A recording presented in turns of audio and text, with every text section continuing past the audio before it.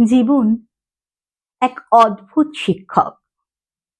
সে কখনো নরম হাতে মাথায় হাত বুলিয়ে দেয় না, বরং হঠাৎ করে ঝড়ের মতো এসে সব এলোমেলো করে দেয়। তারপর সেই ভাঙা চোরা টুকরো গুছাতে গিয়েই আমরা শিখে যাই ধৈর্য, আমরা শিখে যাই সাহস, আমরা শিখে যাই আসল মানুষ চেনার কৌশল। জীবন শেখায়, যা হারিয়ে যায় তা হয়তো চিরকাল থাকার জন্য ছিলই না।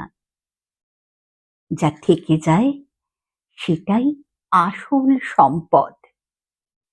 এই শিক্ষকের কাছে সবাই সমান, কেউ ধনী, কেউ দরিদ্র, কেউ একা, কেউ ভিড়ে, কোনো পার্থক্য নেই।